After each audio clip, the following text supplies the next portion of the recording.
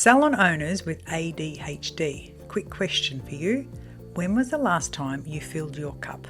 Put your needs first. Thought so. I'm running a second healthy, wealthy and kind retreat in Bali this August. First one sold out just from word of mouth. So if you know it's time to reset, let me show you how.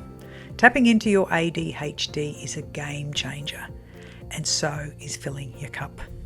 Just because you can do it all doesn't mean you should. Stepping aside can reveal a lot. Allows your team to step up. 5 days with a tribe of like-minded people is very powerful. Tap the link below, check it all out. Your future self will thank you. Now, back to the show. Welcome to Salon Conversations.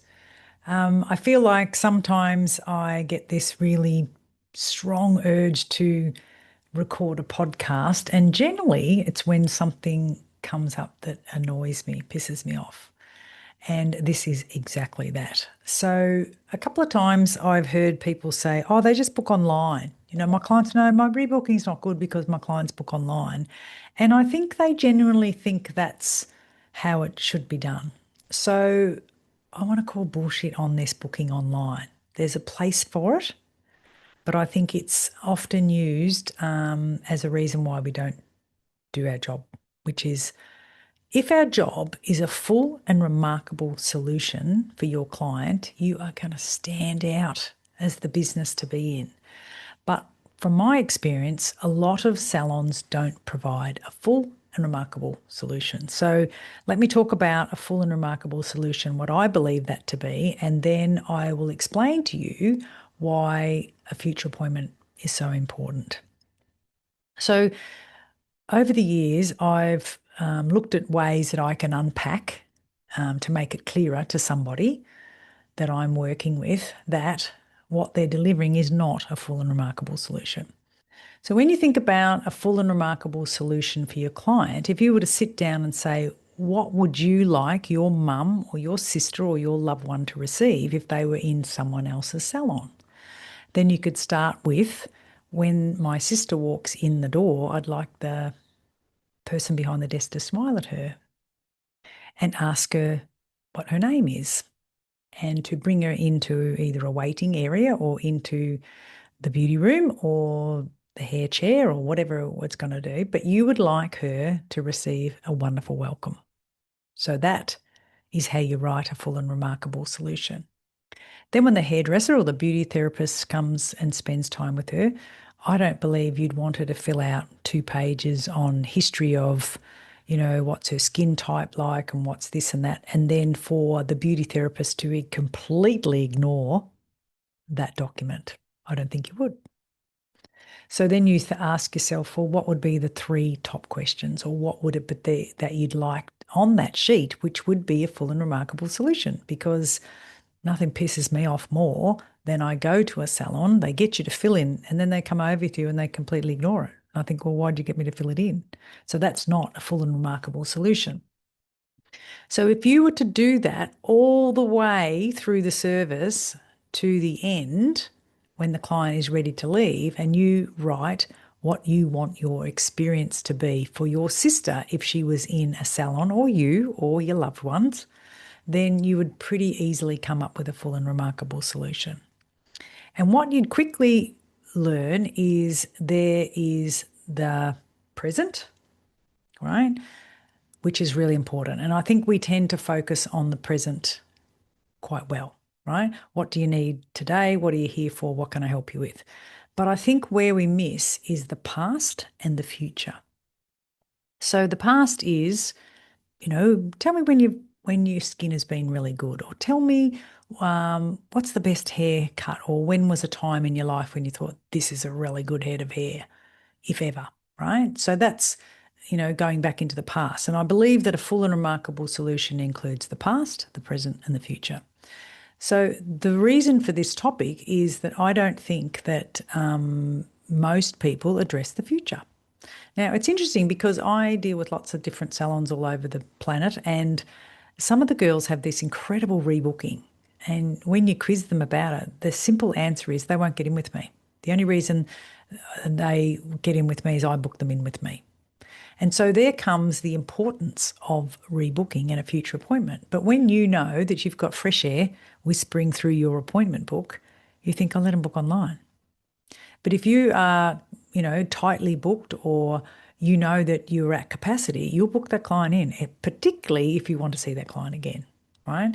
Because if you give a full and remarkable solution, then you understand and appreciate that that person in front of you is going to need another appointment, whether it's in a week or a month or 6 months, she's going to need another appointment. So it makes sense to me to have a conversation about that during the service, not at the end when she's standing at the desk and you go, do you want to rebook? And they go, nah, I'll book online. Okay, bye. So technically the girl can say, well, I've asked her and she wants to book online. I think, yeah, because you're not offering a full and remarkable solution. End of story. So I think that when you talk about the beginning of the service, that's when you talk about the future appointment, right? So if you are only going to look after the client that's in your chair, not give it any thought to its past, not give it any thought to its future, then I don't think you're doing your job. And that will make you the same as every other salon owner or team member in your industry. And I don't believe that's what you want, right? Because that's working hard, right? And I want you to work smart. If you handpick the clients you absolutely love to do, you talk about the future and what your role is in their hair or their skin, and you insert yourself into the role again next time, then you're giving a full and remarkable solution. And there comes the problem of this online booking.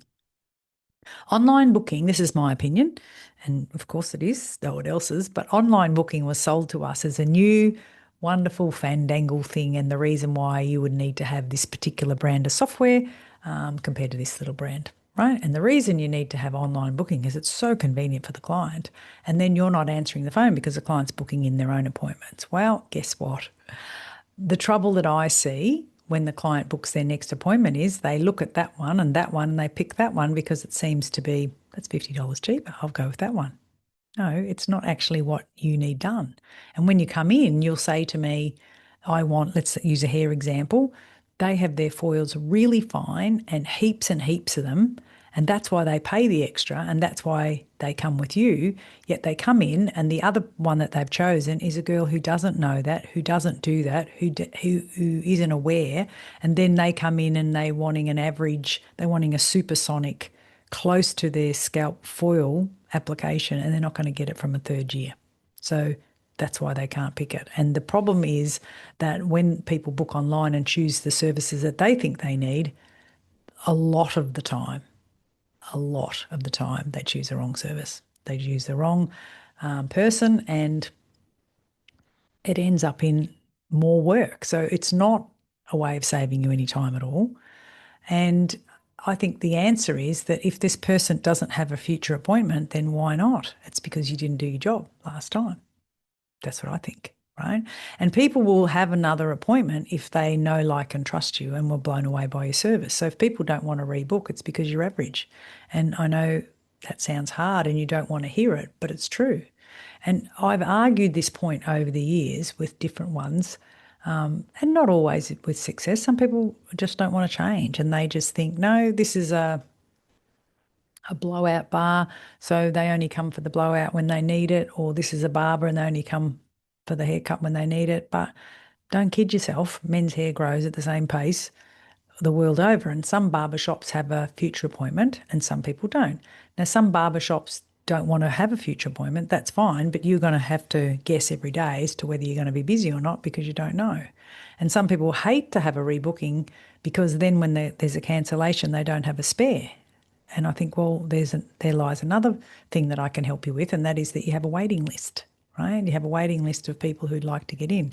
Now, I've been to many places and I would want to get in and I can't, and they say, well, we can pop you on the waiting list. I go, that's good. And then they ask me, how much notice do you need before you can come? And I say, well, I'm just working from home now, and I'm 10, 15 minutes away. So if you gave me half an hour notice, I could be there. Okay. And then you make sure your phone's on, and if you get the text message, you go, you fill the appointment.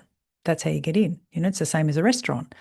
So I think let's go back to why people don't want to take a future appointment. And I think quite often the team member isn't confident, and that's why they don't go down that path, or they don't feel like it's they should be asking this many questions or doing that. And that's because when you're not familiar with it, it's actually quite hard to do.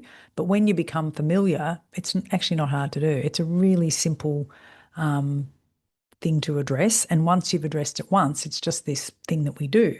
So I remember years ago, this girl that it was a salon I was looking after, and they had about 8 or 10 on team. And I remember going in the old days when I used to drive to people and do trainings in person, and one was about rebooking, and she said, I'm not asking my clients to rebook. She was a hard case, which I really love, because I love it when people challenge my thinking, because then I think they're invested and they're interested and they want to know more, even though they think, no, not doing that. It's the ones that don't say anything and just go, okay, and then they don't say anything and nothing changes. I like it when someone's a bit feisty, probably because I am, and they challenge you. So this girl had said, no, like it's an invasion of their privacy, I think she said, and she just wasn't doing it. I said, okay, so already this girl, I knew that she'd come from running her own salon that went broke, and so she had to shut it down and go and work for someone else. So there already tells me that she's a bit stubborn about the things that she needed to learn. There was nothing wrong with her work, absolutely nothing. Her work was good, but she wasn't running a business in a way that it could be run so much that we could predict our future. And rebooking is about that, right? Rebooking is about predicting the future. You can look ahead and you can see the bookings. Now, I know that people can cancel in the last minute, and you could be unlucky and half your appointments cancel all on one day. That's luck, right? Bad luck, but it's luck.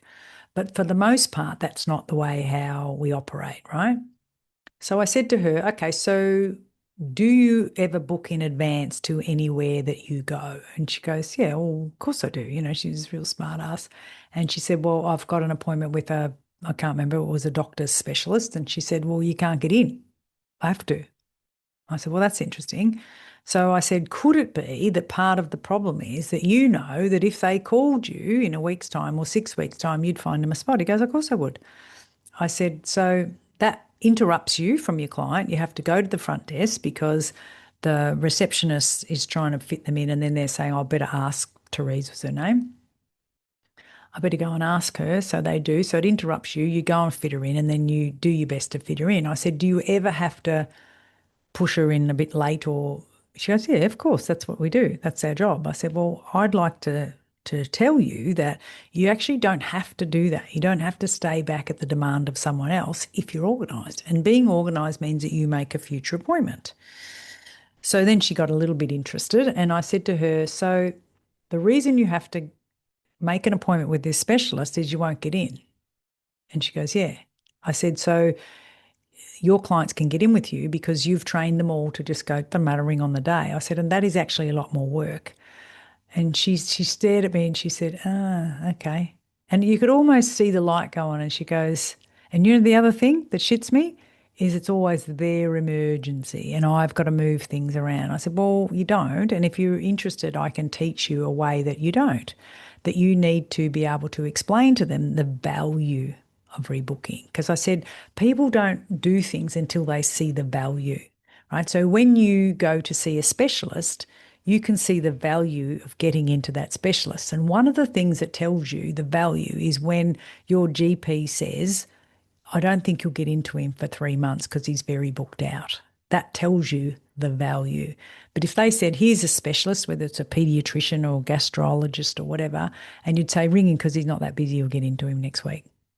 Like, that sends a different message than ring. You could go on a waiting list, but generally you'll have to wait a couple of months, but he's worth it because the reason he's booked out is because he's worth it. So the principles are the same for us as hairdressers and beauty therapists. And I think that you have a lot more say on the clients that you look after and the way that they treat you than you realise. And once you command a certain type of respect and you educate your clients to behave in a certain way, then you get more of those. So you all have clients that make the next appointment and you all have clients that don't. And I think what's happening is you're letting the clients decide how your day pans out. And I don't think that's a good strategy. I think you need to be the one who has to do the changes because the world won't change. You can. And when you change your opinion of how people should treat you, then your world will change. It's pretty simple, right? So what I really loved about her is she was feisty and she wanted to go toe to toe and argue with me.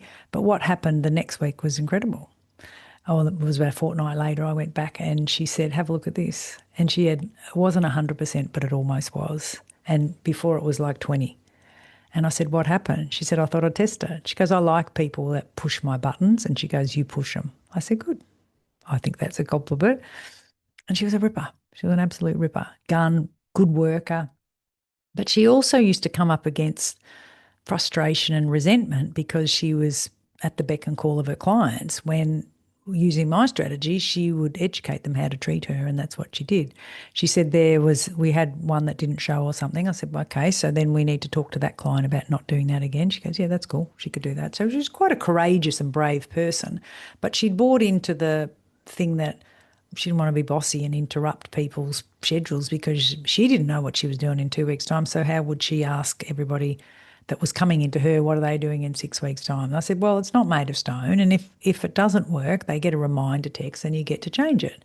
And if anybody no-shows, then you have the conversation. So it worked out brilliantly. And I really like it when people like lean in and want to know more and curious because that's how we learn, right? So that I really like that. Another thing I wanted to share with you is the difference that I find now where I'm having my threading done compared to the difference that I had when I was going to a salon in Essendon back in Australia when I lived there.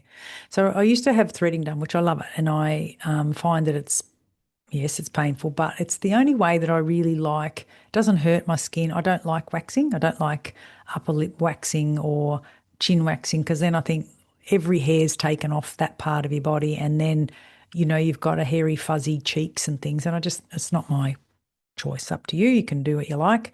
But for me, I love threading. So when threading first came in, I thought, wow, it's so good. Anyway, now I have my whole face threaded. You'd be surprised where you can grow bloody hair on your face when you get to be my age. I don't think she threads my nose, but apart from that, she does my forehead and right out to my ears and down past over my chin and she can find some hairs there, but mostly it's this fluffy hair.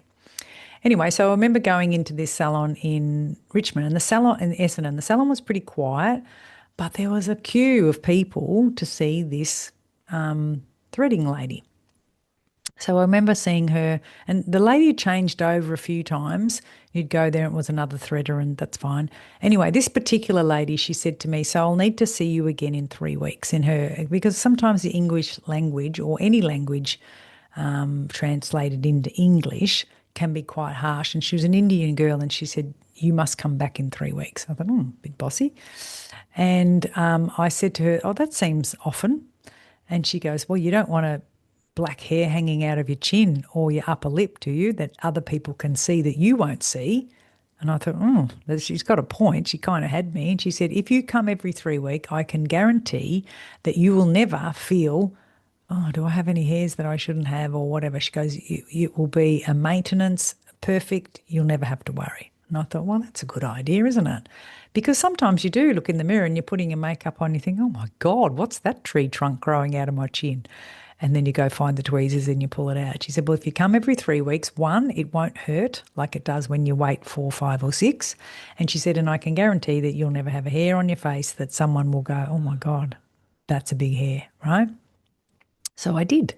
And what happened was the next week when I got there, the next time I got there in 3 weeks' time and then 3 weeks' time, and I thought she's absolutely on the money, this girl. So I'm sure that was a big advantage to her business, and I'm sure that's why she had a queue of people, out the door every time I went there because she'd organised us. She trained us to behave in a way that she wanted us to behave. So that was really important.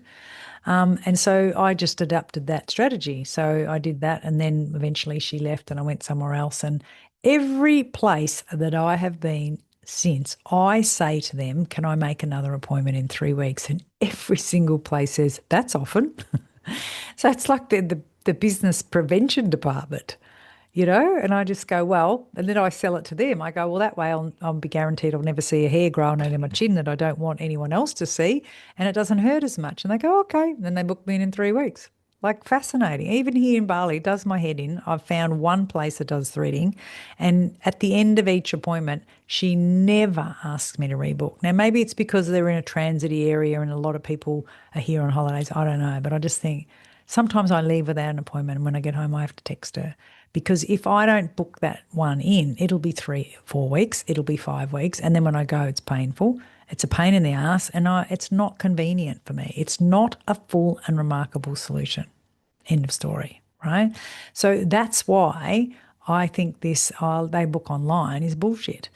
The reason the book online is good is because sometimes someone will have an event come up and they need like a blow wave or a spray tan or something like that. So yes, it's convenient, and also for new clients who've never been to your business before, and at 11 p.m. they're thinking about making an appointment, and they can make an appointment.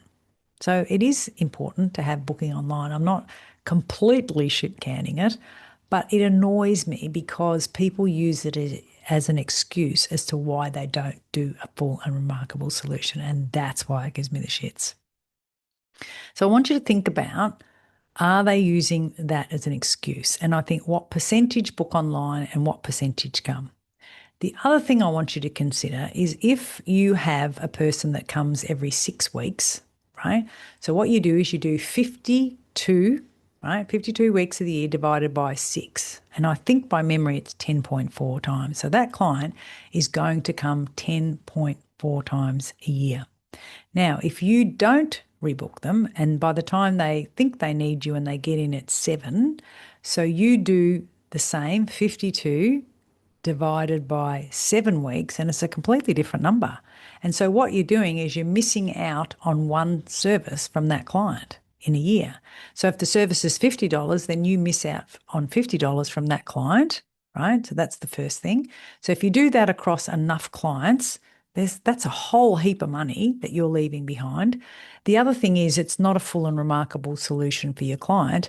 And the other thing you need to consider is when your clients don't have a future appointment, then they're not connected to you to be the person who looks after them. So I'll give you a scenario that will play out quite often for your clients. They're sitting in a cafe and the girl's having a shit hair day, or she's complaining about something to her girlfriend, and her girlfriend says, "You should come to mine," right? And she thinks, "Oh, I could, but I've got my next appointment. I'd have to ring up and cancel." And that's a slowing down factor. But if that person does not have a future appointment and someone says, "Well, come to mine, she'll colour your hair redder, or she'll cut it shorter, or she'll do your facial that doesn't hurt, or she'll do your pedicure, or she'll do the whatever," then they think, "Yeah, let's go together." And she's got a free ticket to move on. And that's the risk. That's a huge risk, because women are always wanting them to go to your, whatever it is, gynecologist, hairdresser, beauty therapists. They all think theirs is the best. And well, they don't all, but the ones who have a really good, loyal relationship and they're getting a full and remarkable solution, of course they want to share it with their mates. And the risk of you losing a client simply because they don't have a future appointment is really high. And I think you know how hard it is to make a client, right? And so many people are looking for, we just need new clients. We just need new clients. And I think, how long have you been in business? 8 years. What'd you do to the ones you had? They go, pardon? I go, well, you have a look at this. You've got 60 clients coming in every week, and you're boasting that you're gaining 10 or 15 new clients a week, but you're still at 60. So it doesn't add up. You're bleeding clients, right? And you're bleeding clients because you don't have a full and remarkable solution, and you don't have a future appointment. And that's included in the full and remarkable solution. So the thing that I'm really good at is teaching people to understand that they are the problem in their business. And that's okay. Like, if you think that the people today or in my area or it's different here or whatever, then you're missing the point. You're the problem in your business, in the same way as I'm the problem in mine. If there's any bottlenecks or things that are being blocked in my business, I'm the only one who's going to change them. Nobody's going to change them. And I can't make people spend an extra $60 when they're in if they don't see the value in what I do. Not that I have a salon anymore, but you have to go deep on your full and remarkable solution. And I'm telling you that a future appointment is one of them. right? Now, when you talk about this to your team, they'll go, oh, that lady never rebooks because she's a nurse. I think, well, she's still got hair that grows out of her head like everybody else, or skin that needs dealing like everyone else. So stop hiding behind, she's a nurse, she's busy, she hasn't got kids. Just make the appointment. Get her to see the value. And then maybe that client has to have a extra phone call 1 week ahead or an extra text. There is an answer, right? There is an answer. And I remember this chap used to come in, and I think I wrote about it in one of my books actually. He said his name was Morris, and he used to come into the front desk and stand up, and it drove the girls mad because he should sit down, but he stood up.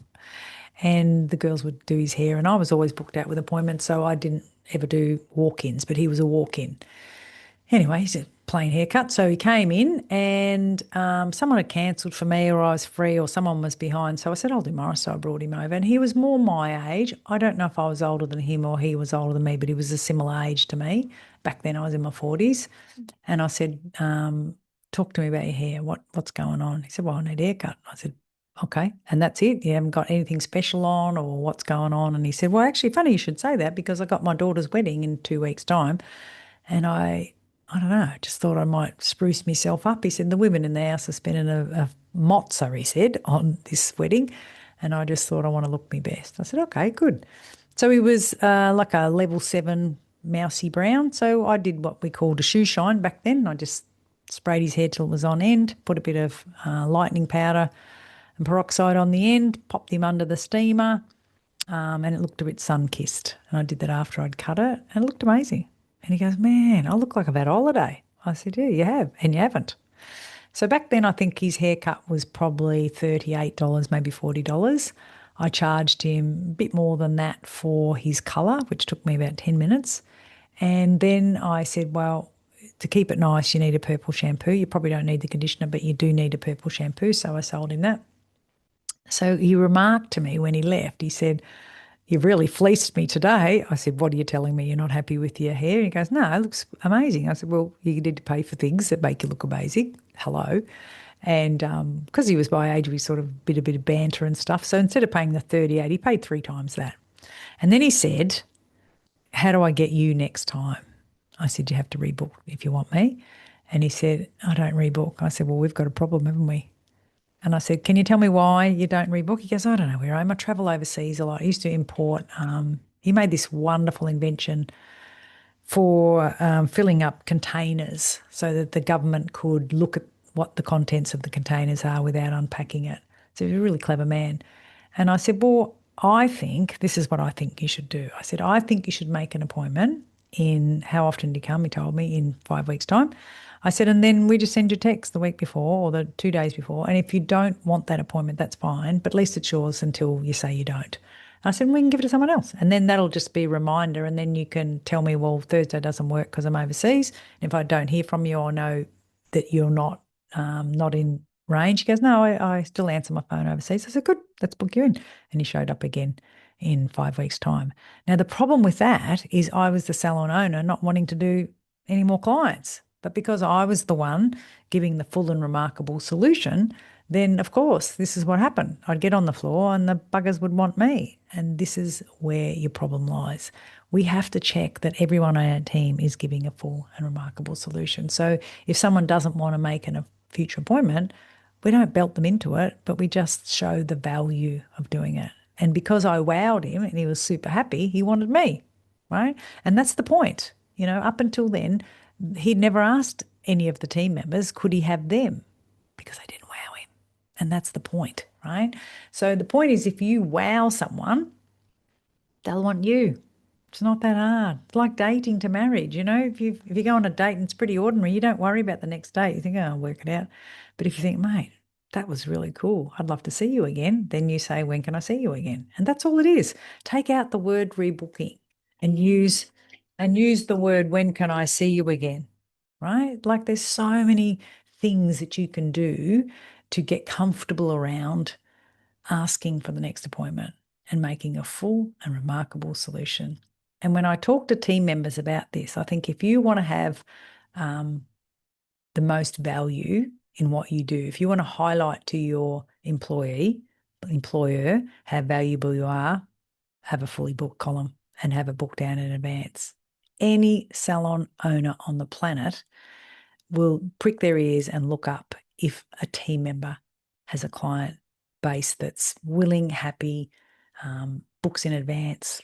It's easy, so we've got to stop whinging and telling us why it doesn't work, and we need to say why it does. So hopefully that was helpful. So I'm not shit canning booking online. There is a place for it, but it has no place in the everyday appointment. It doesn't. It's like a maybe one day safety net. That's all. So hopefully that was helpful. If you enjoyed this, please share it with someone who you think might enjoy it too. I'd really like that. And come back for the next episode. Thanks for listening. I hope you enjoyed that conversation and had a laugh along the way. If you want some more information on what was just discussed, or even just to connect with me, just check out the links in the show notes. Also, it would mean the world to me if you would like and share this podcast so that we can continue to grow together. I'll see you all next week.